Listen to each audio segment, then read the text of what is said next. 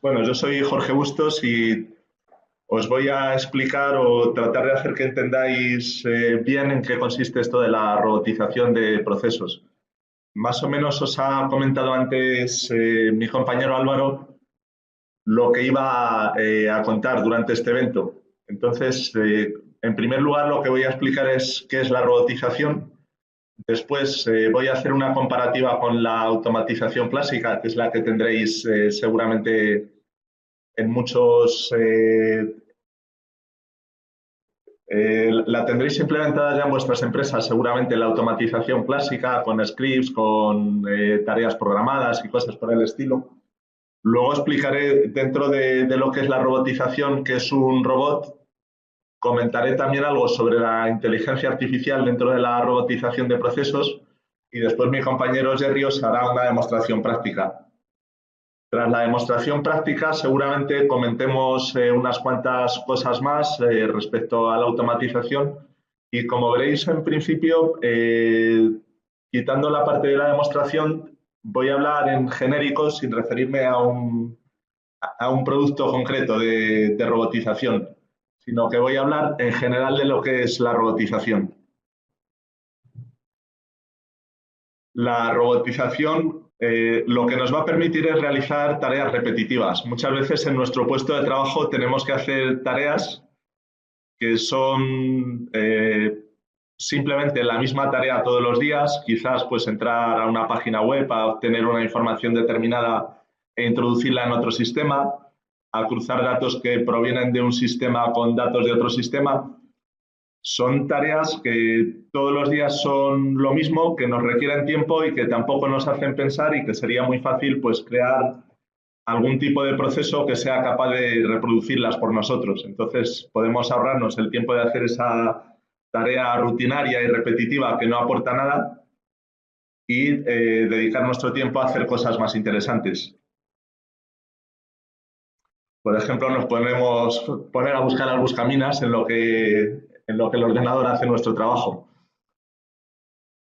Otra cosa interesante es que la robotización de procesos nos va a permitir evitar errores humanos. Como comentaba, hablo de tareas rutinarias que además muchas veces son aburridas, ya las hemos repetido muchas veces. Entonces tenemos que entrar a algún sitio, copiar una información, pegarla en otro lado, ya lo hacemos casi sin pensar y eso nos puede llevar a tener errores fácilmente. Con lo cual, pues el que sea un sistema automático el que lo hace va a evitar ese tipo de errores que podemos cometer por lo que digo, por la rutina, por la repetición o simplemente porque somos humanos y podemos confundirnos al realizar nuestras tareas. En este ejemplo, como veis, se estaría introduciendo una dirección de email incorrecta para logarse y no tendría ningún tipo de importancia, pero hay procesos en los que probablemente estemos sacando una información importante de un sistema para introducirlo en otro y si metemos la pata, pues pueden tener consecuencias bastante más graves. Aquí simplemente, pues el sistema no nos permitiría entrar, corregiríamos y para adelante. Pero en muchas ocasiones puede ser, como digo, una información que introducimos que no tiene ningún tipo de validación, que metemos la pata y tienen consecuencias, dependiendo de lo que sea, pues más o menos graves. Aquí lo que quiero comentar es un poco la diferencia que hay entre la automatización clásica, que podemos tener ya en nuestras empresas implementada, y la robotización. Una cosa característica de la automatización clásica es que toda se basa en scripts, por lo cual necesitamos interactuar con programas, por ejemplo, de línea de comando, como un programa para enviar FTP al que le pasemos parámetros por línea de comando, o un programa de línea de comando que quizás nos permita encriptar un archivo o generar un zip o cosas por el estilo. Y todo este tipo de cosas se pueden resolver con scripts perfectamente. La cuestión es que eso requiere además programar y luego pues quizás utilicemos el administrador de tareas de Windows o una cosa similar para hacer esta tarea. En cambio, este tipo de acciones, o mejor dicho, todo lo que es programable se puede hacer perfectamente mediante scripts. Pero en el caso de otros programas, por ejemplo, un programa de escritorio en el que hay que entrar, hacer clic en un botón, o una aplicación web en la que hay que entrar, navegar, moverse por menús, introducir valores y demás, ya quedaría fuera de lo que es el scripting clásico, de lo que es la automatización clásica, y aquí entraría la robotización. Es decir, manejar programas que tienen interfaz de usuario y que hay que interactuar con ratón, con teclado, recoger valores que hay en la pantalla, todo eso quedaría fuera de lo que es la automatización clásica. Y la robotización nos va a permitir hacer este tipo de cosas. Naturalmente, dentro de la robotización, si ya tenemos una serie de scripts preparados, podemos reutilizarlos. No es necesario o no es exclusivo el tema de imitar acciones de usuario. Entonces, nos va a permitir hacer todo lo que nos permitía hacer la automatización clásica y además nos va a permitir añadir la parte de robotización, es decir, interactuar con la interfaz de usuario, como os comentaba. La herramienta con la que trabajamos nosotros habitualmente es Automate y naturalmente pues soporta ambas cosas. Soporta lo que es la ejecución de scripts clásicos que pudiéramos tener o que nos siga interesando poder ejecutar y nos permite hacer tareas. Y ahí entre paréntesis menciono lo de mejor tareas. ¿A qué se refiere esto? Pues uno de los ejemplos de los que hablaba, para transmitir archivos por FTP, es posible que pudiéramos tener un script que busca unos archivos determinados con unas características determinadas, abre una sesión de FTP, los transmite, etcétera. Eso, digamos que no está mal y Automate lo soporta, pero la ventaja de Automate es que para este tipo de acciones que muchas veces se pueden hacer con scripts, tenemos unos formularios muy sencillos. Por ejemplo, para FTP, pues tenemos un formulario para crear la conexión diciendo pues, cuál es la URL o la IP del servidor FTP al que nos conectamos, el usuario, la contraseña, si es un FTP seguro, un SFTP, un FTPS, proporcionarle un certificado y demás.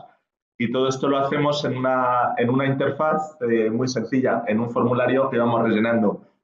Luego, una vez abierta la sesión para transmitir archivos, pues tenemos también otro formulario muy sencillo en el que podemos establecer cosas como la carpeta en la que buscamos archivos, si miramos en las subcarpetas, si aplicamos algún filtro para buscar el archivo que nos interesa, si el archivo tiene que tener mayor o menor antigüedad, mayor o menor tamaño.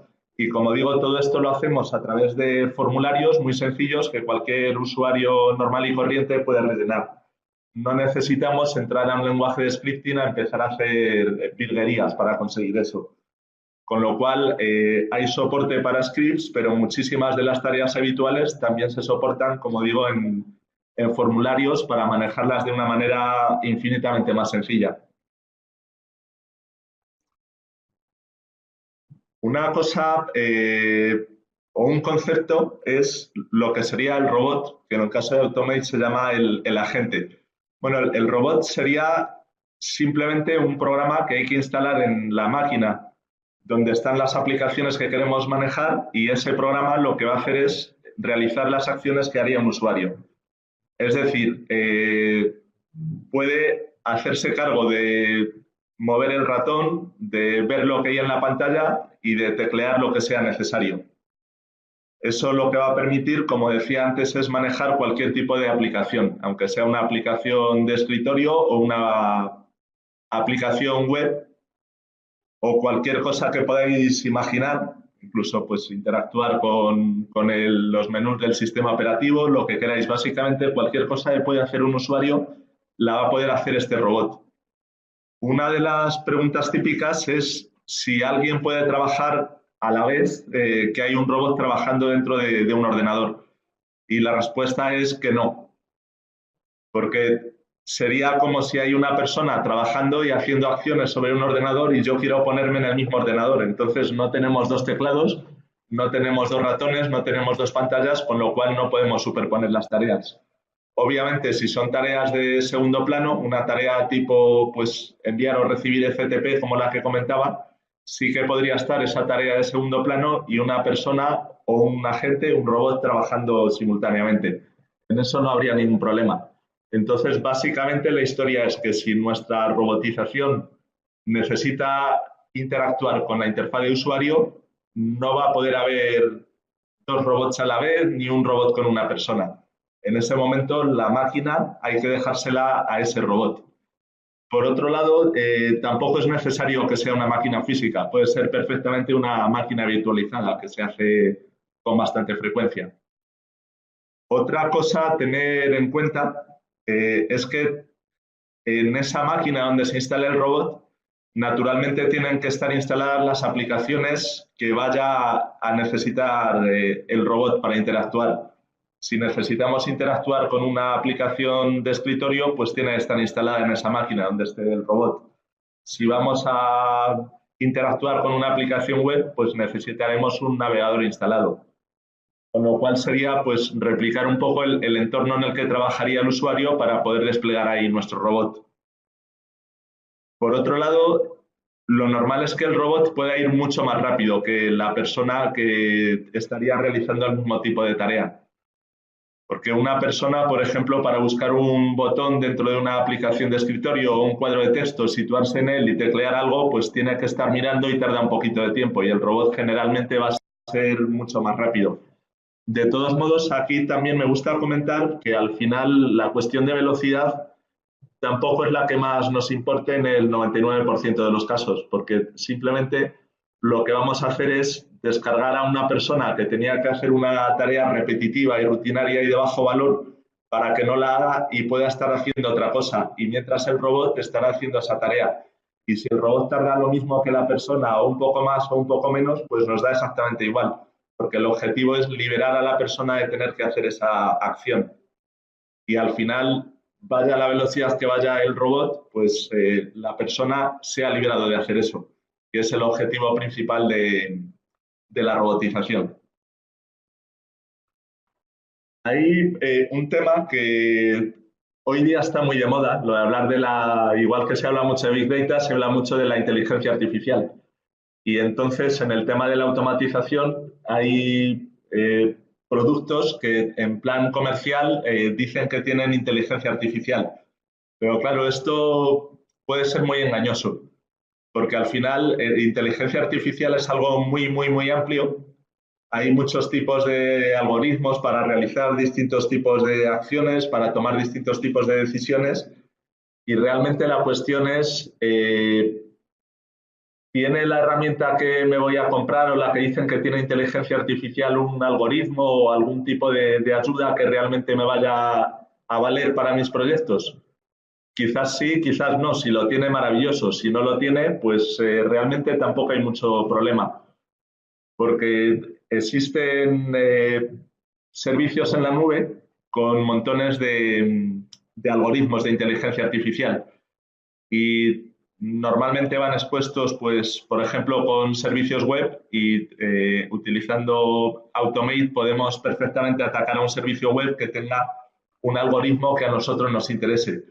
Entonces, en realidad, a la hora de valorar una herramienta, si nos dicen que tiene inteligencia artificial, decimos, vale, ¿y qué inteligencia artificial tiene? ¿Me vale para mi caso o no me vale para mi caso? ¿Podríamos considerar que el OCR es inteligencia artificial? ¿Lo necesitamos para algo? Pues si nuestra herramienta lo tiene, perfecto.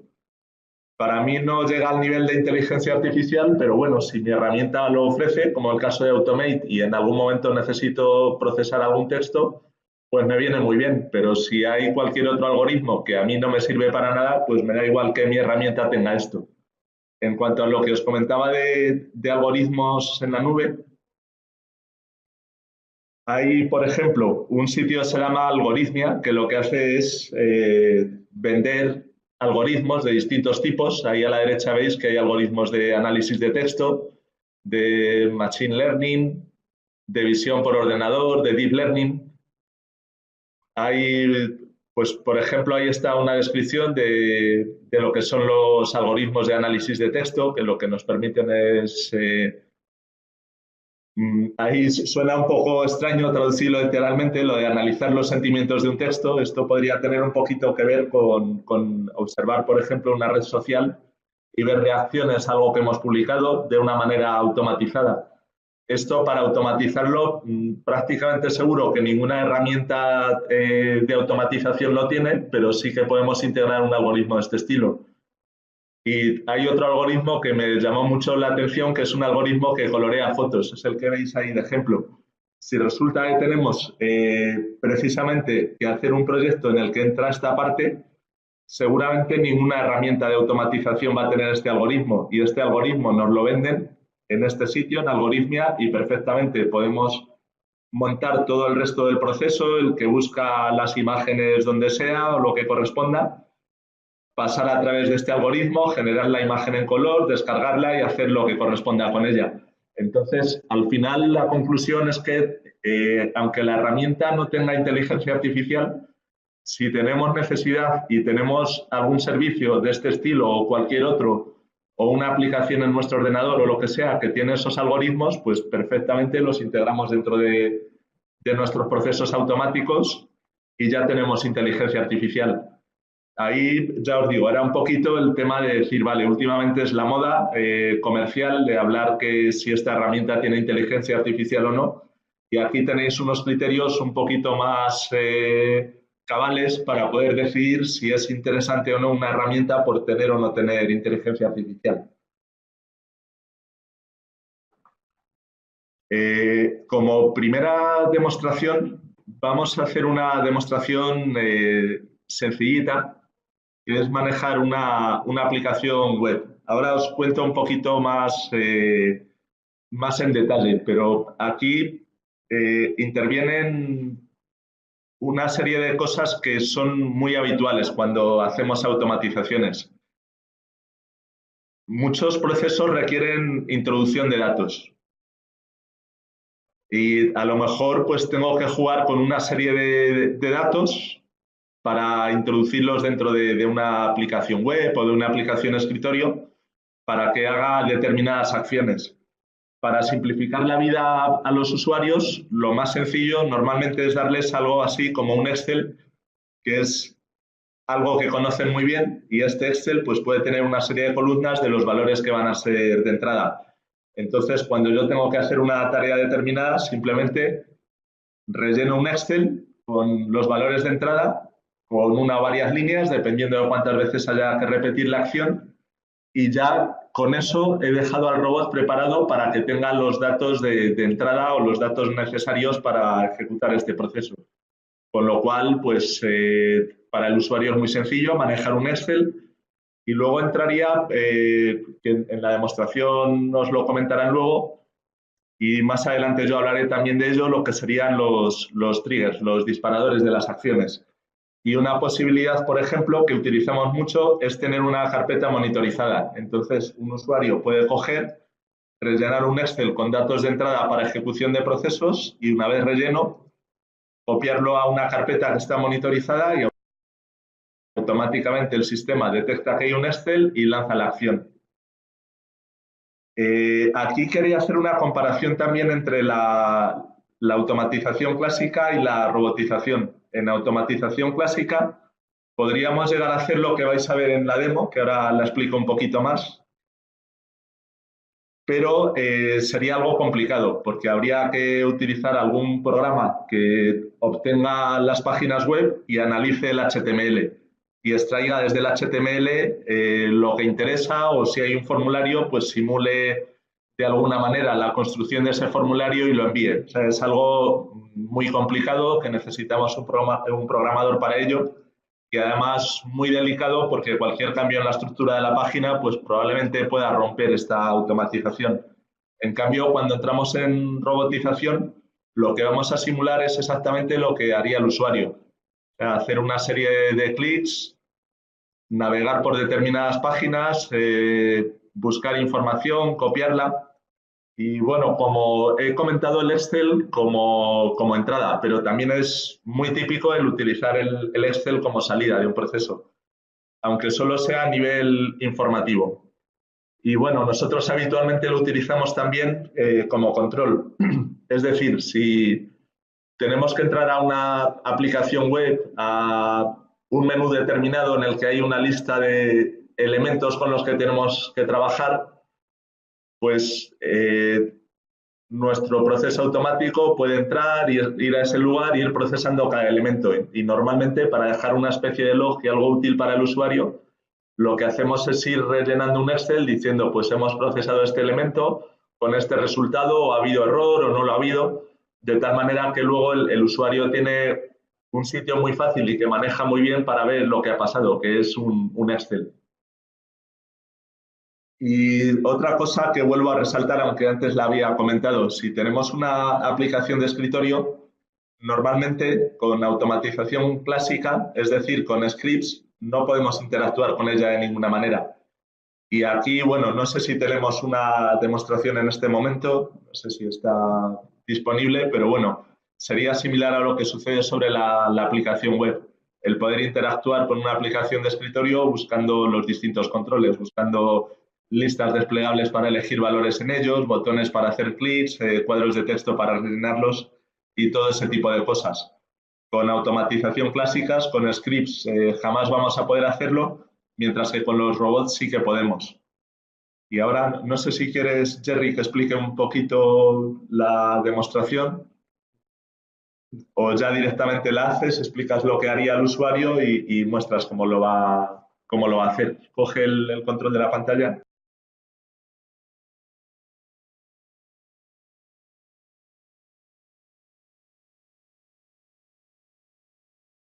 Tiene información de distintas ligas europeas de fútbol. Es un ejemplo muy sencillito para que se entienda. No es algo que vayamos a hacer en la empresa, pero este ejemplo lo que nos va a permitir es mostraros cómo, a partir de una entrada de un Excel, podemos especificar una información para buscar en una web, capturarla y trasladarla al Excel.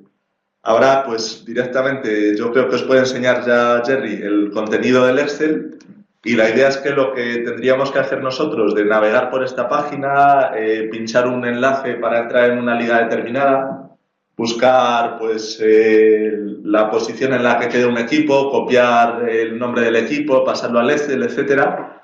Todo eso va a suceder de manera totalmente automática. Y yo creo que ya puedes contar un poquito el contenido del Excel y mostrar la demostración. Ok, bueno, como decía Jorge, simplemente es esta página lo que nos provee de información sobre distintas ligas. Y lo que tenemos aquí, por ejemplo, es un Excel que hay que rellenar en el que se indica la liga, la temporada que hay que obtener y si tenemos que obtener una posición. Y aquí, pues bueno, tendría que quedar el nombre del equipo que haya quedado en esa posición o en su defecto un error indicándonos por qué no lo ha podido procesar. Simplemente voy a cerrar esto. Como decía Jorge antes, se utiliza un disparador, o sea, lo que tenemos es un flujo muy sencillo de trabajo que lo único que hace es recibir por un lado un archivo dentro de una carpeta y enviárselo a nuestro proceso que va a obtener todos los elementos que se le pidan. Entonces, esta carpeta, por ejemplo, está monitorizada y cuando entre el fichero va a empezar a procesarse. Aquí podemos ver que se está ya lanzando la tarea. Simplemente va a ir a la web, va a abrir el Excel además, para que lo veamos, va a estar aquí del lado derecho para que podamos ver qué es lo que va a procesar y qué es lo que está procesando. Y luego va a navegar a través de la web para ir buscando esos elementos. O sea, exactamente como lo haríamos nosotros. Iría hasta, por ejemplo, en este caso, Inglaterra, iría a buscar la temporada 2018-2019 y luego intentaría encontrar la posición 21.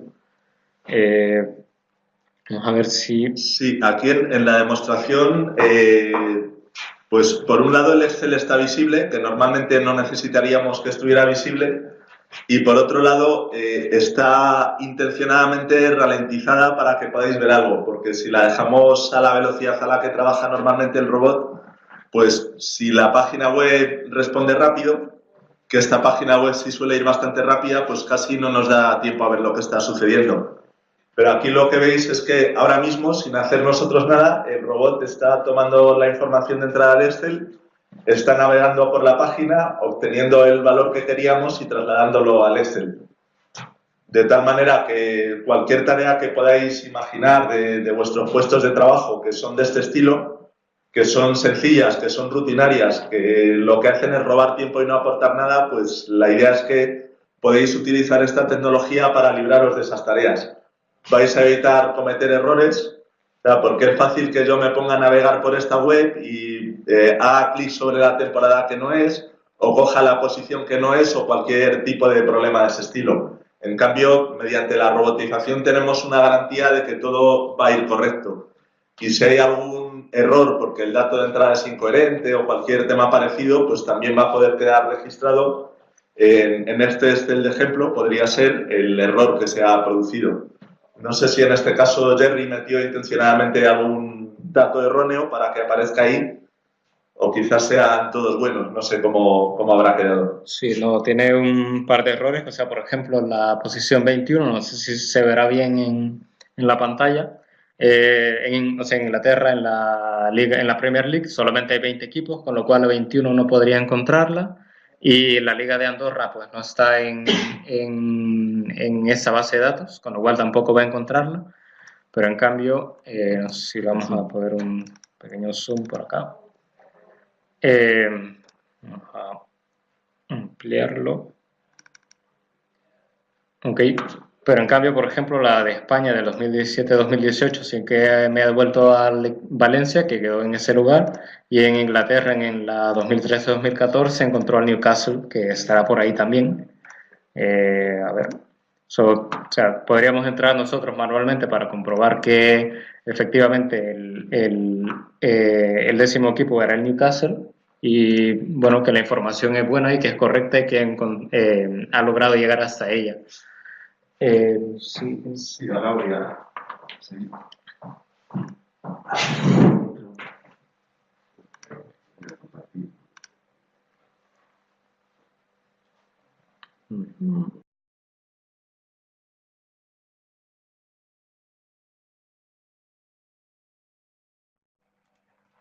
Bueno, ahora vuelvo a tomar el control de la presentación y voy a comentar otras cosas respecto de Automate. Esto, aquí no quiero crear ningún tipo de confusión, porque hay varios niveles en el caso de Automate de herramienta, entonces hay distintas funcionalidades dependiendo del nivel de herramienta que compremos.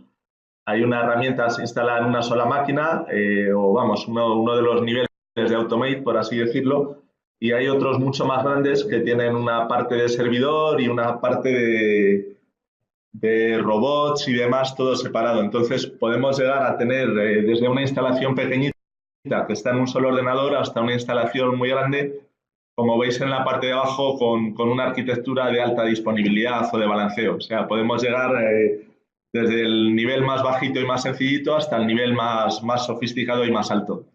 Depende de nuestra empresa, de las necesidades que tenga, de su volumen. Aparte de eso, pues quiero hablar de otras cosas de Automate. Vais a ir viendo, voy a explicar un poquito cómo se migra de una automatización clásica de scripts a Automate, cómo esto nos va a permitir homogeneizar todos los procesos que tenemos automatizados y centralizarlos, que es muy interesante.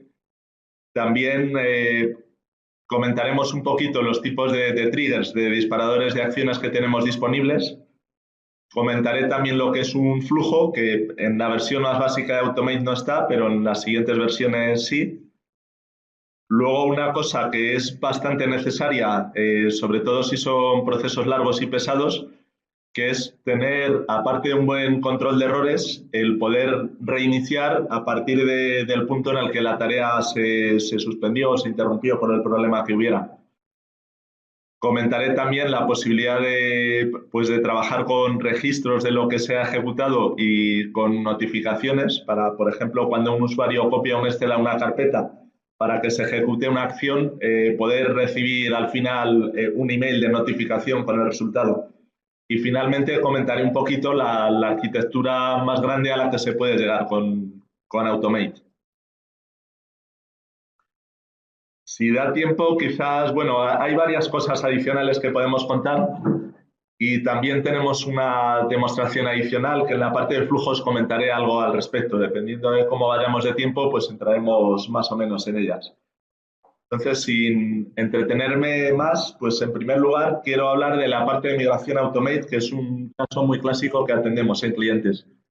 Hay clientes que tienen un montón de scripts dispersos por distintas máquinas y que están con el programador de tareas de Windows o con cualquier tipo de aplicación similar. Entonces, este sería el punto de partida de algunas empresas que dicen, es que me estoy volviendo ya un poco loco con todos mis procesos automáticos y quiero cambiarme a algo que los centralice. En este caso, ni siquiera estoy hablando de robotización, estoy hablando de scripts tradicionales que ya tienen en la empresa. Pues ese sería el punto de partida. Y lo más rápido y sencillo, como decía, es que Automate es capaz de ejecutar scripts tal como están. Entonces, lo primero que podemos hacer es centralizar todo. Es decir, coger, llevar los scripts a un sitio que estén accesibles para Automate y dejarlos programados dentro de Automate. La ventaja de esto es que queda todo centralizado y ya tenemos pues, las funcionalidades generales de Automate, de registros de cuando se han ejecutado los scripts, registros de errores y cosas de este estilo, ya lo tenemos todo centralizado. Y también Automate guarda en una base de datos toda la configuración, con lo cual las programaciones y demás, si hacemos una copia de seguridad de esa base de datos, también las tenemos salvaguardadas. Entonces, sin hacer grandes cambios, ya empezamos a ver las primeras ventajas. Y luego lo que podemos hacer es ir migrando de verdad los procesos a Automate. Esto, pues, como os explicaba antes, por ejemplo, si hay un script que hace un FTP, unos movimientos de archivos y demás, todo esto se pueden convertir en acciones de Automate que son mucho más sencillas de manejar. Lo que no voy a hacer es mentiros, como hacen muchos comerciales de productos de este estilo, que dicen cualquier usuario coge y puede entrar aquí y dejar programadas sus tareas. Realmente para tareas muy sencillas puedes llegar a hacerlo, pero en cuanto son un poquito más complejas sí hace falta una persona que tenga ciertas nociones de programación. Aún así, por ejemplo, en el caso de FTP, si se hace un cambio de usuario, de contraseña, de carpeta o algo similar, sí que podrías llegar a entrar un usuario normal y corriente, buscar la acción en la que se hace ese FTP y cambiar valores en un formulario, que es tan sencillo como eso, y con eso ya estaría manipulando la acción sin tener ningún tipo de conocimiento sobre el scripting que había originalmente. Esto tiene una ventaja, si vamos consiguiendo migrar todos los procesos, al final son todos iguales. En muchas empresas nos encontramos que hay archivos batch, archivos de PowerShell, archivos de Visual Basic Script, hay un montón de mezcla. Si conseguimos migrar todo a Automate, al final lo que tenemos es algo homogéneo y además los propios scripts, como decía, al estar en una base de datos, quedarían guardados en esa base de datos y con hacer nuestra copia de seguridad tenemos allí salvaguardada toda la automatización de la empresa. Y luego, naturalmente, pues tenemos la posibilidad de añadir las cosas que no son scripts, que no podían automatizarse hasta ese momento, utilizando la parte de robotización que hemos comentado hasta hace un momentito. Bueno, básicamente ya he comentado, cuando terminamos la migración, todos los procesos estarían hechos con acciones de Automate y estarían todos en un mismo repositorio, con la ventaja de que tenemos todo junto, tenemos todos los registros juntos, tenemos posibilidad de hacer copia de seguridad, tenemos todo centralizado, mucho más cómodo de manejar. Otra serie de ventajas que suceden al homogeneizar los procesos. Bueno, primero ya más o menos lo he mencionado, simplifica el mantenimiento. ¿Por qué? Porque todo está hecho con la misma herramienta y de la misma manera. Entonces, cuando vamos teniendo un conocimiento de esa herramienta, ya nos da igual ir a cualquier script, no tenemos que estar cambiando de lenguajes, pensando cosas diferentes. Otra cosa interesante es que la herramienta nos permite depurar los procesos, lanzarlos paso a paso, ver cómo van funcionando, ver si fallan en algún punto. Tenemos también funcionalidades que son muy sencillas de implementar en Automate, en los formularios que os decía, por ejemplo, de FTP, o cualquiera que imaginéis de cualquier acción, hay una sección que nos permite definir una cantidad de reintentos o lo que sucede en caso de error, que es algo que normalmente habría que hacer con un script y es muy pesado, y aquí pues es tan sencillo como decir este FTP Si sabemos que es un FTP inestable, podemos decir, pues repítelo 5 veces cada 10 minutos, a ver si en alguna funciona. Y si a la quinta ya falla, pues entonces notificamos un error, mandamos un email o lo que sea diciendo el FTP después de los 5 intentos no ha ido. Y esto podríamos dejar registrado el error y lo que digo, también lanzar una notificación. También se pueden normalizar las notificaciones. Hay una parte común de configuración en el servidor que podemos decir, por defecto, las notificaciones se realizan en tal dirección de correo electrónico, si es que es una notificación de este estilo de correo electrónico. Y lo que podemos lograr con esto es, en cualquier tarea, decir notificación, pues la que esté por defecto. O si nos interesa notificar a un lugar diferente, en una tarea concreta, decir, bueno, esta en vez de ir al lugar centralizado de notificaciones, pues lo enviamos a una dirección particular de correo electrónico. Pero, por ejemplo, la configuración del servidor, del SMTP, para poder enviar el correo electrónico, pues la tendríamos a nivel de servidor y no tenemos que estar tarea por tarea o script por script dándola de alta, con lo cual es muy cómodo.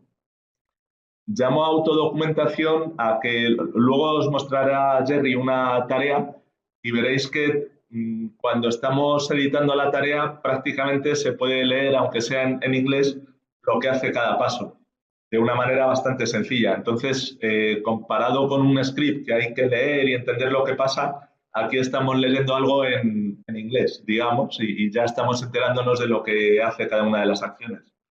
Podemos, por supuesto, también poner comentarios y demás para que sea más fácil de seguir el flujo de las tareas.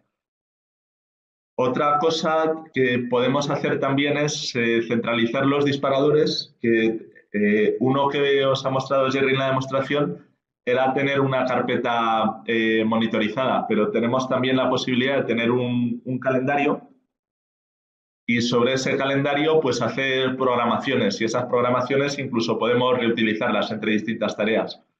Es decir, por ejemplo, todos los días que sean de lunes a viernes a las 10 de la mañana. Podemos tener esa programación y luego asociar una tarea cualquiera y decir, pues esta tarea se va a ejecutar de acuerdo a ese calendario. Y podemos ir definiendo, pues como digo, distintos calendarios e ir asociándoles diferentes tareas. Y tenemos otro tipo de disparadores. Podemos, pues, por ejemplo, monitorizar un buzón de correo electrónico y cuando llegue un mensaje con un asunto, con un contenido determinado, lanzar una tarea. Podemos monitorizar una tabla de una base de datos y cuando haya algún cambio sobre sus registros lanzar tareas. O sea, hay muchas posibilidades. Y si estamos utilizando un Automate de servidor, pues lo que comentaba, en las versiones pequeñas no estaría esto disponible, o bueno, sí está disponible, pero tampoco vamos a hablar de configuración compartida. En un entorno grande con un servidor podemos tener muchas configuraciones metidas en el servidor y las distintas tareas las pueden utilizar. Y una cosa interesante es que podemos tener un entorno de preproducción y un entorno de producción real, por ejemplo, desarrollar las tareas en preproducción y luego al hacer la migración al entorno real, simplemente tendremos dos servidores. En el de preproducción tenemos, por ejemplo, si son aplicaciones web, tener las URLs de nuestras aplicaciones en preproducción centralizadas en una configuración del servidor y en el servidor de producción tener las direcciones web buenas de la aplicación de producción. Entonces, simplemente nuestra tarea programada en preproducción la trasladamos al otro lado y como va a coger la configuración de ese servidor de producción, pues ya funcionan perfectamente sobre nuestros sistemas de producción. Bueno, los triggers me he adelantado antes y os he comentado. En las versiones más básicas también, si el Automate está en mi propia máquina, pues puedo, mediante una combinación de teclas que defina, también lanzar una tarea. Y un clásico es crear un formulario web muy sencillito que actualice o inserte una fila en una base de datos para lanzar una tarea. Eso también es algo que se puede hacer perfectamente. Para que cualquiera desde cualquier punto de la empresa tenga la posibilidad de lanzar una tarea sin tener acceso a una carpeta compartida o rellenar un Excel, pues se puede hacer de esta manera. Formulario sencillito que llena una fila de una tabla y a partir de ahí se lanza la tarea. dependiendo de la versión, o hay que programar todo en una única tarea o podemos trabajar en flujos. Los flujos serían una sucesión de tareas que además puede ir condicionada, en el sentido de que si la tarea va bien o va mal, podemos seguir por un lado u otro. Aquí hay un ejemplo de un caso de un procesamiento de facturas. Entonces, aquí, como veis, el primer paso estaría el trigger, que en este caso es un calendario que cada 5 minutos va a lanzar la tarea. La tarea, la primera, la extracción de la información de las facturas, lo que haría simplemente es entrar en una aplicación web y en esa aplicación web extrae información de las facturas. Entra al menú donde están las facturas que nos interesan, las localiza y las traslada a un Excel. Luego el siguiente paso de los controles formales pues sería mirar que la factura pues tenga su número de factura, que tenga pues el nombre del cliente, que sea, digamos, completamente correcta. Si hay algo que no es correcto, pues se podría registrar sobre este Excel. Luego podríamos tener en tarea aparte, si todo ha ido bien hasta ahí, unos controles fiscales. Mirar que el tipo de impuestos es adecuado, que hay un presupuesto aprobado para esta factura y en el caso de que todo vaya bien, el Excel tendrá esta información y podremos decir, pues si ha ido todo perfecto, entramos a un sistema automáticamente para autorizar el pago, notificamos a alguien. En el caso de que haya problemas fiscales, pues se le manda a otro departamento para que hable con el cliente y le diga cuál es el problema en la factura. Y si son errores formales, pues todavía otro departamento más. Y de esta manera, pues podríamos hacer que un procesamiento de unas facturas que antes tenía que estar alguien mirándolas, pues sea algo que suceda automáticamente. Y las ramas que tenéis ahí en rojo de failure, de caso de que falle, pues son más para errores inesperados. Es decir, intento entrar a la aplicación web, está caída, hago 4 reintentos, ha fallado, pues notifico y digo, pues ha habido un error. Y ese error quedaría registrado y luego puedo entrar al sistema, ver que ha sucedido un error y directamente pues solventarlo como sea. Como comentaba antes, a nosotros nos gusta diseñar bien los procesos y sobre todo si son procesos muy largos.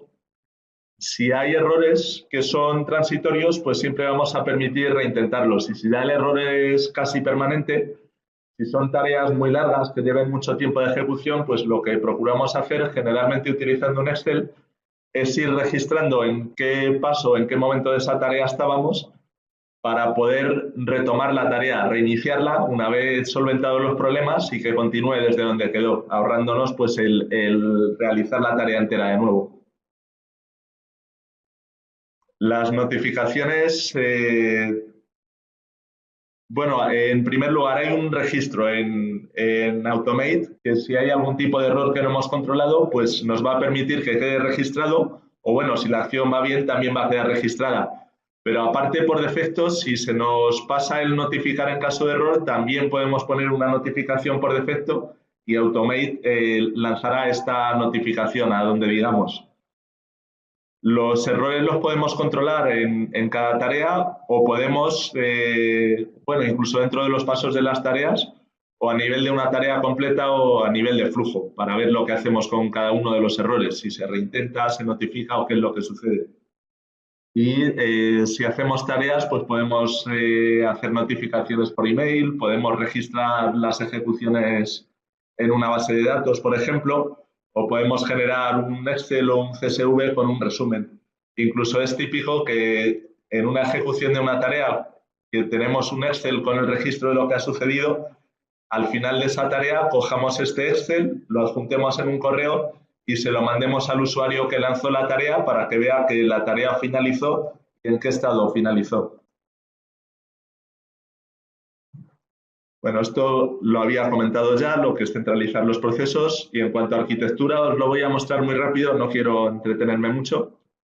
Interesante que sepáis que se puede desplegar en entornos virtualizados, tanto el servidor como las máquinas en las que tendríamos los agentes o robots con el nombre que los di antes y podemos tener desde una aplicación básica en la que en una sola máquina está el Automate más sencillo hasta cosas muy avanzadas como tener múltiples robots desplegados por diferentes sitios y hacer balanceos de cargas entre ellos, o tener incluso alta disponibilidad.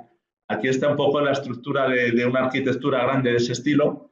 Estaría el BPA Server, que es el servidor de Automate, que tiene su configuración en una base de datos, y luego tendríamos máquinas en las que hay herramientas de desarrollo, que es donde diseñamos las tareas y los flujos, y máquinas en las que están los agentes que ejecutan estas tareas. Una opción, la cuarta caja naranja, dice dev más exec3. La idea es que es bastante habitual que la herramienta de desarrollo y el robot estén en el mismo sitio. Pero si tenemos la necesidad de desplegar varios robots para ejecutar el mismo tipo de tarea, pues tendríamos máquinas con una configuración similar, la tercera y la cuarta. La herramienta de desarrollo estaría en la tercera, ahí desarrollaríamos, la tarea la mandaríamos al servidor y luego tendríamos los agentes que son los que ejecutan en las máquinas similares para poder ejecutar estas tareas. Y yendo a un caso muy grande, en el que hay tareas críticas, bueno, esta no es la parte, esta es parte de balanceo. Aquí muestra la posibilidad de montar una arquitectura, no es muy normal lo de balancear, salvo que el volumen de tareas sea muy grande y urja mucho el resolverlas, no se suele montar esto, pero si el caso es ese, de necesito resolver muchas tareas simultáneamente y necesito que sea muy rápido, pues lo que podemos hacer es crear un grupo de agentes y decir que las tareas se ejecuten en ese grupo. Y al final, pues ahí por round robin o es decir, por turnos o por el algoritmo que elijamos, pues podemos ir balanceando esas tareas. De tal manera, si hay mucha tarea simultánea para ejecutar, pues en el momento en que cualquier agente quede libre, puede dedicarse a ejecutar esa tarea para aumentar el rendimiento del sistema. Y luego, a nivel de alta disponibilidad, lo que tendríamos es un único servidor de base de datos que tendría su propio sistema de alta disponibilidad, que para eso ya lo tienen montado en las bases de datos. Cualquier base de datos grandes, un SQL Server, pues puede estar montado en alta disponibilidad, en un clúster o con la solución que se quiera. Y podríamos tener dos entornos en los que tenemos un servidor principal y un servidor para disaster recovery. En el caso de que el entorno principal caiga, pues perfectamente a través de esa línea discontinua que hay entre servidores, el servidor secundario se daría cuenta de que el servidor principal ha caído. Incluso los agentes que aquí están separados podrían ser compartidos entre los dos entornos. O sea, este caso sería entornos totalmente separados. Esto solo tiene sentido naturalmente en tareas que son muy críticas. Si no son tareas muy críticas, si hay una caída del sistema de automatización, pues se puede solventar de otra manera, pero con tareas muy críticas podemos montar este tipo de entornos y perfectamente, si el entorno principal cae, el segundo toma el control y las tareas se van a ejecutar perfectamente. En realidad podemos hacer muchas variantes de arquitecturas, pero como os decía, podemos ir desde lo más sencillo hasta lo más sofisticado, como esto que os he mostrado de alta disponibilidad y balanceo de cargas. Y ahora, bueno, aunque ya es la hora, pues vamos a mostrar, yo creo, en la estructura de una tarea y, bueno, para que veáis un poquito por dentro cómo es Automate, cómo se definen las tareas. Yo creo que mismamente la tarea de antes de B de fútbol os puede mostrar Jerry el aspecto que tiene y luego echar un vistacito a lo que hay en un servidor de Automate. Y con esto, pues en principio, a falta de preguntas y demás, terminaríamos. Bueno, en realidad nosotros...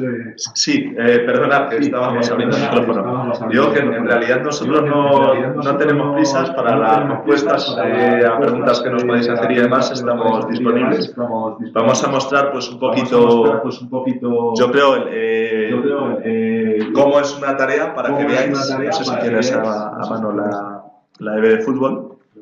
Para que veáis un poquito cómo es el entorno de Automate, que os explique Jerry y os muestre un poquito la estructura que tienen las tareas, lo que se ve a la hora de desarrollar tareas, que como os comentaba, no es un lenguaje de scripting, sino que son una serie de formularios que llenamos, pero sí que hay que tener un cierto conocimiento de programación. Y bueno, ahí os dejo que os muestre un poquito, Jerry, en qué consiste. Sí, bueno, este es el constructor de tareas, el Task Builder, con el que podemos desarrollar todas las tareas, en el que se definen cada uno de los pasos que va a llevar a cabo una tarea y a través de un flujo. Aquí en este, bueno, tenemos la parte de las acciones, tenemos... Un momento, que está el micro ahí. No lo veo, me salgo del todo. Ya está. Okay. No necesito... Hay eco. Está... Ok, bueno, creo que ahora sí. Ok, bueno. A ver, creo que le puedo dar un poco de zoom también. No sé si se verá bien, ¿no? Con la resolución de pantalla. No, se va a ver más o menos igual. Bueno. Bueno, como decía, aquí por ejemplo del lado izquierdo acá tenemos las acciones que se pueden utilizar dentro de Automate. Tenemos pues desde control de directorio activo, elementos típicos como manejo de una computadora para encenderla, apagarla, gestión de base de datos.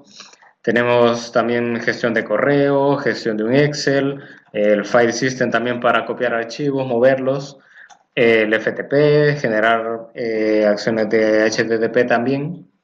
Y bueno, una serie de tareas distintas que podemos llevar a cabo. Luego, esta es más o menos la estructura que tiene una tarea. Ya están definidos cada una de las líneas que se van a ejecutar como pasos. Y cada uno de los pasos, como decía antes Jorge, tiene un formulario que define qué es lo que va a hacer, en el que hay una serie de propiedades que indican qué es lo que hace, causas de error que se pueden generar y qué es lo que se debe hacer, por ejemplo, si se produce un error en ese determinado paso. Se pueden llevar desde solo detener la tarea directamente o pueden continuarse, hacer o sea, incluso los errores se pueden utilizar como alternativas dentro de la propia tarea. Por ejemplo, aquí una tarea de apertura del navegador. Está, por ejemplo, aquí definida la parte de la URL, el navegador con el cual vamos a abrirlo y una sesión que nos va a permitir luego controlar ese navegador para seguir haciendo cosas. Y luego, por ejemplo, aquí además tiene una opción para esperar hasta que la página esté completamente cargada antes de que continuemos con los siguientes pasos. Bueno, luego, igual que cualquier lenguaje de programación, tendrá también sus respectivas funciones. Se pueden escribir funciones que hagan ciertos pasos repetitivos que a lo mejor tengamos que desarrollar dentro de la propia tarea. Y bueno, luego simplemente es, asimismo, las propias llamadas a estas funciones son pasos que también se llevan a cabo. No sé si luego, por otra parte, bueno, realmente para esto tenemos también los típicos pasos de disyunción de la programación, como puede ser un if y un else, bucles y, bueno, llamadas a funciones, llamadas a etiquetas también. Y bueno, y luego la parte del depurador, que nos muestra aquí también, por ejemplo, la parte de la salida de lo que se está desarrollando, el apartado de variables en el que podemos controlar cuáles son las variables que tenemos escritas dentro de la tarea. Y bueno, todos los watch o algún breakpoint también para darle seguimiento y depurar las propias tareas también. Sí, esto, como decía antes, lo que nos permite es, sin conocer scripting y de una manera muy sencilla, el poder ir ejecutando paso a paso y ver lo que va sucediendo.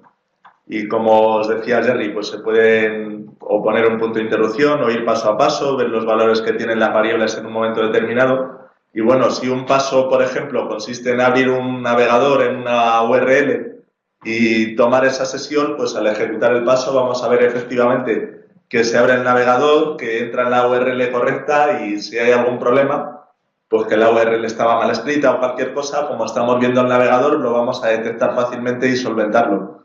Entonces, comparativamente a lo que sería escribir un script, es infinitamente más cómodo el depurar desde aquí.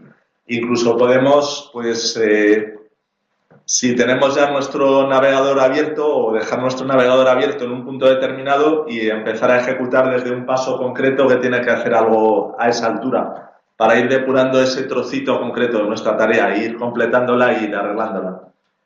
Como os dije antes, no es mágico, no es que cualquier usuario pueda manejar esto perfectamente, pero es muchísimo mejor que un desarrollo de un script clásico, mucho más sencillo, y a la hora de hacer cualquier arreglo, pues de una, como decía antes, de una contraseña de un FTP o una cosa similar, ahí sí que un usuario con poquitos conocimientos puede llegar a entrar en el formulario y cambiarla perfectamente, sin ningún problema. Y luego, pues no sé si echar un vistacillo al servidor también para comentar lo que hay. Sí, bueno. A ver. Bueno, de entrada que esto es el producto más grande que tiene Automate también. Hay otro producto que es un poco más pequeño que no tiene este apartado de los flujos de trabajo. La diferencia es que en este se pueden definir tareas individuales que hagan cosas específicas y luego mezclarlas todas dentro de un flujo más grande, que luego tenga las disyuntivas que teníamos antes de caso de éxito, de fallo o si queremos un resultado, por ejemplo. Y luego la parte de definición de las tareas. Aquí tenemos el repositorio en el que se albergan las tareas, también se pueden organizar. Las condiciones también. En este caso, por ejemplo, solamente tengo una condición que es la de la carpeta que está monitorizada, que habíamos visto en el ejemplo de la demo, y otra en el que es de tipo calendario, que chequea cada 5 minutos o más bien dispara cada 5 minutos una tarea. Y luego, bueno, otros procesos, que ese apartado es para procesos más bien de tipo de Linux, más de tipo de consola. Y luego, bueno, otra parte que se llama gestión, que son los usuarios que pueden entrar a esta consola para poder desarrollar o para poder mirar las tareas. La parte de los agentes, este es el agente, por ejemplo, que está instalado aquí, desde donde se administran. Los agentes de proceso, que son los que se instalan en los equipos Linux. Y luego, pues, un dashboard también en el que podemos ver cómo han ido los procesos, cuánto está consumiendo nuestro servidor ahora mismo. Por ejemplo, ahora mismo está en cero, tanto la CPU como la memoria y demás. No tengo ahora mismo nada ejecutando, con lo cual la cola está en cero también y no hay, bueno, y hay un agente conectado. Pero bueno, aquí podríamos ver de un vistazo rápido qué es lo que está haciendo el servidor. Y luego, por otro lado, pues el calendario, que también nos muestra, entre otras cosas, cómo han ido las ejecuciones.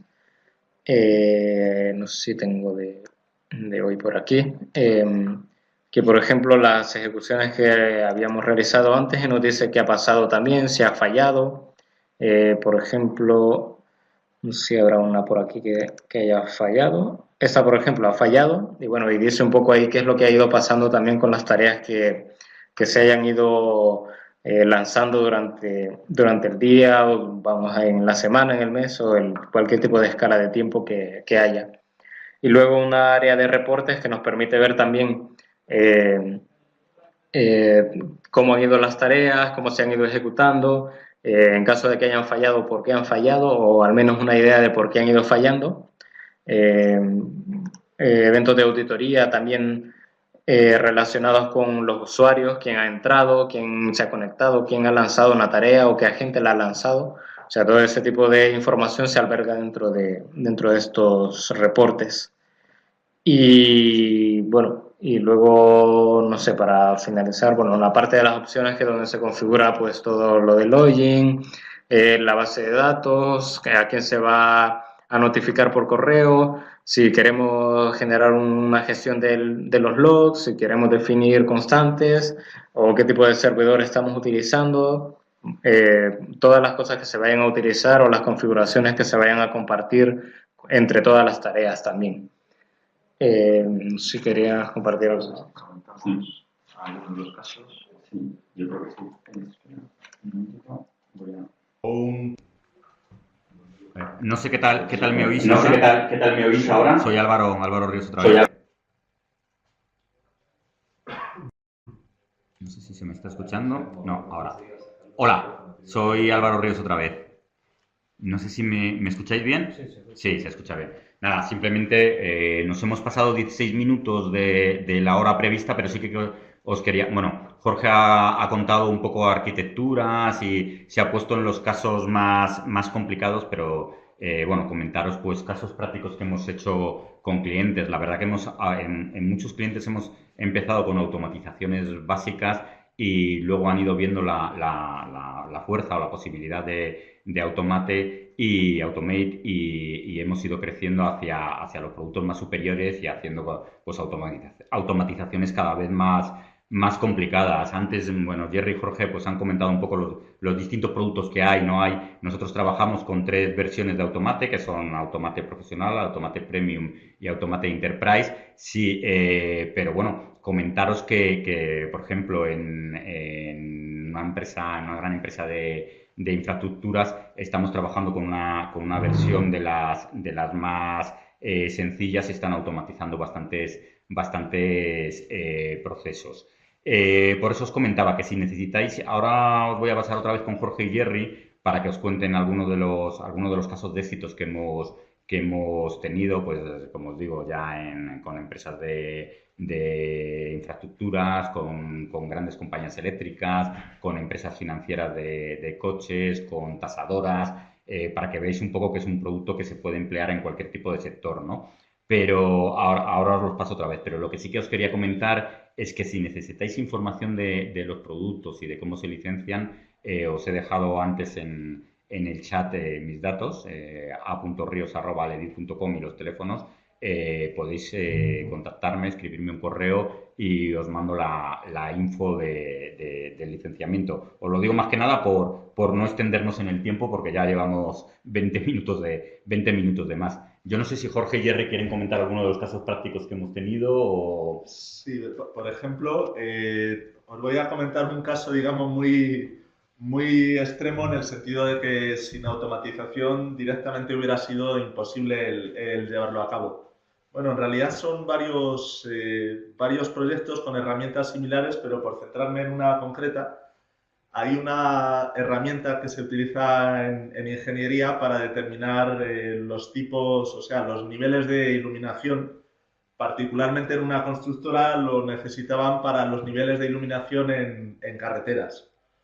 Entonces tenían unos Excels, pues imaginaros, eran para cálculo de farolas, para entendernos, y tenían unos Excels con cientos de líneas, porque naturalmente en una carretera pues hay varios cientos de farolas.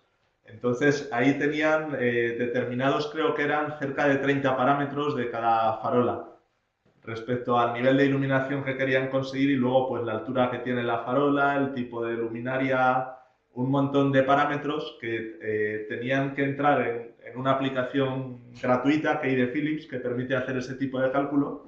Es una aplicación que se llama Dialux y la cuestión es que tenían que entrar e ir moviéndose por el programa por un montón de menús, eligiendo un montón de opciones para meter los parámetros que estoy comentando.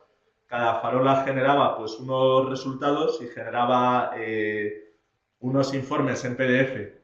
Como os digo, cientos de líneas, 20 o 30 parámetros por cada farola, pues imaginar la cantidad de datos que son y un programa pues que tarda en ejecutar. Que cuando le pides que haga un cálculo tal o que abra una ventana determinada, pues va tardando. Y una persona aburrida metiendo esa misma información, pues pensaros que directamente era imposible. O sea, estamos hablando de introducir 4.000, 5.000, 8.000 datos para un único proyecto para hacer toda la simulación. Pues esto se automatizó y esto lo que les permite es, al presentarse a licitaciones de obra pública, ir con datos reales, que antes la cuestión es que más o menos estimaban y claro, cuando estimas no te pillan los dedos, vas un poquito más por lo alto y a lo mejor no eres tan competitivo en la licitación y cuando ya tienen unas simulaciones reales, saben exactamente la cuestión de las farolas que tienen que montar, en qué condiciones y demás, y tienen una ventaja competitiva muy grande.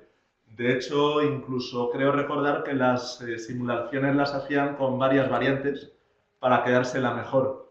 Y al final la cuestión era un Excel de entrada que tenía luego registradas las salidas y ya trabajando un poquito más sobre ese Excel tenían un resultado perfecto para poder entrar en licitaciones. Con lo cual podéis imaginar que en este caso pues directamente están haciendo algo que no podían hacer, que era impensable anteriormente. Otro caso, pues lo que comentaba Álvaro de una tasadora. La tasadora tenía acceso a una aplicación web privada de un banco donde todas las tasaciones que iban pidiendo desde las sucursales del banco para pedir hipotecas iban quedando registradas en un sitio web. Y la cuestión era que antes alguien manualmente entraba a esa aplicación, miraba si había alguna solicitud de tasación y empezaba a navegar por las tasaciones para capturar los datos y ponerlos en un Excel que luego alimentaba su aplicación de tasación. Entonces eso era también un proceso manual y pesado y tenía que estar una persona atenta o dos personas atentas y lo típico, alguien se va de vacaciones, a ver quién se hace cargo, me he olvidado y he llegado tarde, se nos ha pasado el plazo de la tasación, todo ese tipo de problemas pues se evitan. Y aparte de evitarse, pues simplemente esto, ahora no sé si está para ejecutarse 4 o 5 veces al día, pues el sistema entra 4 o 5 veces al día, recorre todas las tasaciones pendientes, captura los datos, rellena un Excel, notifica y eso está totalmente bajo control y ese trabajo que tenía que haber gente realizándolo se evita. Otro caso también interesante era un tema que sucedía en aeropuertos. Tenían que capturar unos datos a las 12 de la noche para notificarlos en aviación civil o no recuerdo dónde. La cuestión es que tenían que tener un empleado de la empresa que a las 12 de la noche entrara a hacer esa labor, a hacer esa tarea de capturar la información y enviarla. Y claro, tener a alguien trabajando a las 12 de la noche, pues no es cómodo. Y eso es algo que también queda automatizado. Naturalmente, en caso de error o lo que sea, sí que hay que notificar a la persona de que ha habido algún problema para que pueda cumplir, que era por un requerimiento normativo. Pero fuera de, o sea, en el 99,9% de los casos la tarea funciona perfectamente y no hay ningún problema. Y esa persona que tenía que estar a las 12 de la noche, pues ya no es necesaria. No sé si se te ocurre algún otro de los casos, pero bueno, creo que es bastante representativo. Bueno, pues simplemente como comentaba Jorge, al final nuestra experiencia con los clientes es que se empieza con una automatización más o menos básica o alguna idea de algún proceso que ellos creen que se puede automatizar y luego mientras vamos avanzando en automatizaciones de procesos en esos clientes pues van surgiendo nuevas necesidades y la verdad es que hasta ahora no ha habido ningún proceso que no hayamos podido automatizar. No sé si... Bueno, ahí mencionar una cosa. Sí. Alguna vez a lo largo de un proceso te lo están explicando, vas automatizando y te saltan con la frase de esto, la persona que lo hace por intuición, no sé qué. Entonces, bueno, realmente la intuición no podemos imitarla porque, ni yo ni como persona podría, con lo cual una máquina menos. Pero esos casos también tienen la solución de, llegado a este punto, había un caso, por ejemplo, que tenían que recuperar documentos de bastantes sitios y buscar uno que era el que les interesaba y sacar de ahí una información. Entonces, naturalmente, la intuición no se la podemos alimentar a esto, pero lo que hacíamos era capturar todos los documentos, ponerlos en un sitio y decirle al usuario, busca, elige y cuando termines di cuál es y a partir de ahí la tarea continuaba. De tal manera que cuando hace falta la intervención humana, sea por el motivo que sea, por una aprobación, por una decisión humana o cualquier caso similar, pues se puede hacer un flujo que llegado a ese punto notifica al usuario de que tiene que hacer su parte y cuando el usuario hace su parte notifica al flujo y el flujo continúa. De tal manera que incluso esos casos pues también tienen su solución. Con esto os queremos decir que os sintáis libres de llamarnos, de enviarnos un correo, de venir a Aslan, de contarnos vuestro caso particular y nosotros pues evaluaremos con vosotros la posibilidad de automatizar ese proceso o no. Sí, os quiero agradecer el que hayáis asistido al seminario. Si tenéis alguna pregunta, nos la podéis comentar por el chat, y si no hay ninguna pregunta, pues nada, agradeceros la asistencia, como os digo, y hasta la próxima.